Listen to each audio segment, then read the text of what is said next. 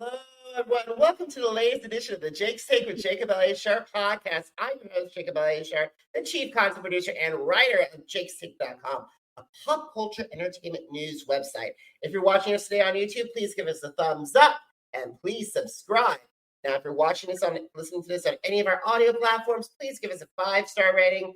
Please download this episode and more episodes as well. I'm thrilled to welcome this lady here today. She is my latest guest.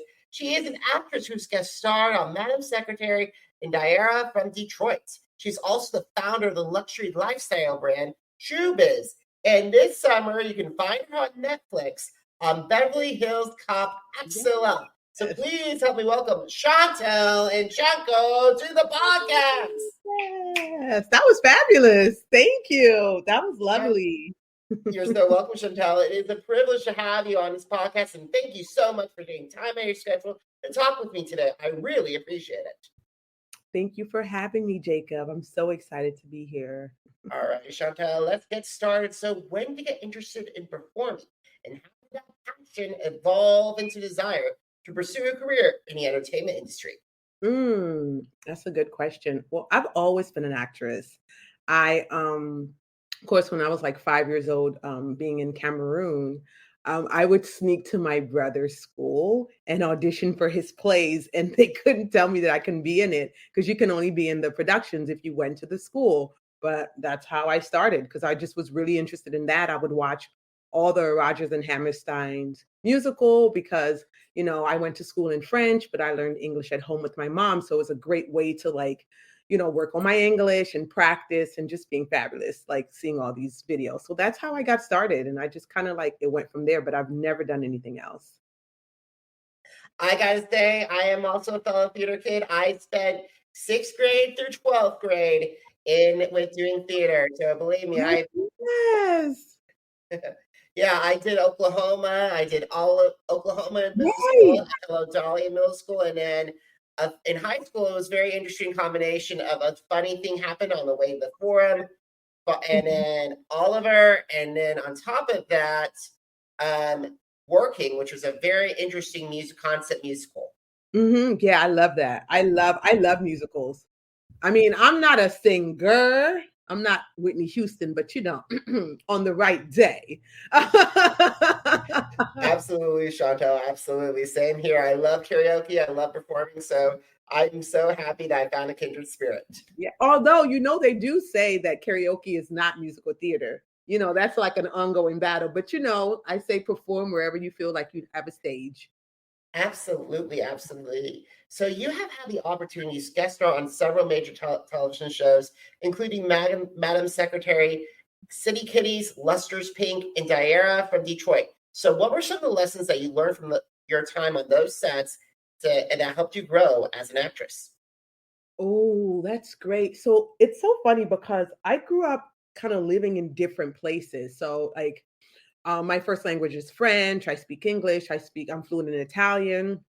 So I think that kind of me being able to weave in and out of different cultures and country has prepared me. And then going to schools in different places and interacting with people. So by the time I got to set, I had this self-confidence of knowing who I am, coming from an African family. So I know that what I took from it was just being confident, being grounded and being open, because you just don't know. To me, different sets is like going to different countries. It's like when in Rome, be, an Italian. And then, so that's what I learned, to be open, be gracious and work hard and adapt. Some of the challenges that you face staying in the entertainment industry and how you overcome those obstacles. Oh, that's interesting. I think noticing that when you have a lack of support, that can be very challenging, and not having a routine. So what I learned, kind of like my discipline, that being in undergrad in acting and studying Shakespeare at the British American Drama Academy and going to graduate school, USC, and getting in my MFA, you kind of learn a routine, kind of like a foundation. So whether it is to go to yoga, meditate, write in your journal to sustain you. And then, of course, I live half the year in Italy. So going away from the industry and then having my African family support me. And I think that's what helps me stay grounded and not kind of lose sight of my purpose. Because I think you can lose sight of your purpose being in the industry, and also understanding that, to me, not being overexposed. Do you know what I mean? Like, I think that it's sometimes like our generation is almost like, I have to keep doing it. I have to keep doing it, instead of like sitting down and smelling the roses, as they say. So yeah, like the challenges are when I didn't have support because I had to go away and be in school, and not having, like, forgetting to do my ritual, as I would say. I definitely think that we're having a routine is perfect. Every week I feel like I always make sure I have a task list on my iPhone of Mhm. all the tasks I got to do, and it feels much. And every time I check off a task, I feel so much better. Yes, exactly. And I gotta say, living half the year in Italy, that's amazing. What part of Italy? I'm in Sicily. I'm in Siracusa, the best part, honey, where the food and the wine is, the sun, the beaches are, and the free living. When I mean free, like free spiriting. Don't leave your purse at home, honey. Absolutely, believe me, I won't leave my wallet or my laptop bag at home. I need to make sure, and believe me, I have never been to Sicily, but Well, like, you can leave your laptop because you're not going to have time to work. You know what I mean? We're just, because it's like, to me, there's a great balance between living and working. Do you know what I mean? As opposed to you're being in the States. yeah, and it feels like I agree with you on that with our generation. So hard because the thing is, we gotta push in. We have to be on all the time. Mm-hmm. And also, some of my heroes, like the late Regis Philbin and Barbara Walters, they were working, and when they had like lengthy careers, I'd rather have a lengthy career than be a flash in the pan person that lands Yeah. on People and Entertainment Weeklies. Where are they now? Exactly. It's all about longevity. And I think that's the thing. It's all about longevity. I think it's trying to rush and get everything out now. I think that can be detrimental to your body, your mental health. You know what I mean? So, hence. Absolutely, absolutely. So this summer, you'll be starring in a long-awaited Netflix film, Beverly Hills Cop, Yeah. Axel F, starring Eddie Murphy and Joseph Gordon-Levitt. So, how do you get involved with this film? And Kevin Bacon is in it. So that's exciting. So I got the audition through my manager at the time. I was in Sicily, dead middle of July, and I got the audition. And I didn't think about it, of course, when I first recorded it. I think I thought about it when there was a possibility of me being on it, which is when you get the call back. And it was interesting because I got the call back, and at the time my manager was like, "You need to fly back for the callback." And I'm just like, I'm in the middle of living my life. I don't want to, not that I don't want to do the callback, but to me, I'm like, I'm not guaranteed that if I fly back to the States, that I'm going to get the callback, because to me, there was too much anxiety, like the possibility of like, what if this happens? What if this happens? As opposed to being around my friends and my family and being kind of just grounded and treating it like I would treat my any other days. So I didn't end up flying to LA for the callback because I was like, I just feel more comfortable being in Sicily. So I did the callback on Zoom with the casting director, and it worked out. And I was like, great. So that's how the role came from my manager. That's fantastic. And besides, it Mhm. feels much better to actually do that and to actually have those meetings and to make with Zoom. So technology can do incredible things. Yeah, exactly. So, what does it mean to be a part of this beloved franchise? Because Beverly Hills Cop is on a lot of top of a lot of people's favorite comedy franchises. Wow. Well, this is like a dream come true to me. You know what I mean? It was just like, because you kind of grow up knowing the legend Eddie Murphy. I mean, of course, I wasn't around when he was on like Saturday Night Live or anything like that, but your parents' friends, everybody talks about him. So, and I've always wanted to work with Eddie Murphy, but it's always like your like 5-year, 10-year plan. You know what I mean? When you're writing it down.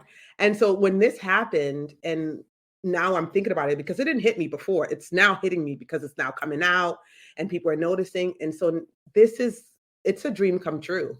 It's really one of like my milestones for me in my career. And amazing that you get to, and not a lot of people say that, hey, I worked with Eddie Murphy. Exactly. And I feel like also when he did this movie called Trading Places, he was like the only one to mention Cameroon because he was like, I'm an exchange student from Cameroon, which was causing uproar in Cameroon because it was mainly like places like Nigeria or Ghana that got, even now, that got all the publicity. So yeah, we have a really, really big heart, really soft spot in our hearts for Eddie Murphy. And I really hope that Netflix does something with Cameroon and Cameroon does something for Cameroon, because it'd be really nice if they actually had a premiere, one of the international premieres in Cameroon. Ooh, I would lead it. Ooh, that would be so fly, of course. And Eddie Murphy loves Africa. Absolutely. So I want to leave the entertainment industry and talk about fashion. So you've also founded Choobiz. So when did you first get interested in fashion, and how did you decide, and how in designing?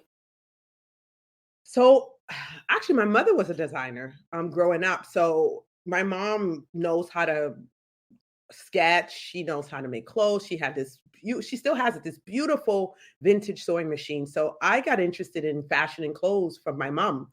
And also too, like my mother, when we were in Cameroon and all her friends, they dressed so beautifully. They always went to galas and it was just like, oh, you know what I mean?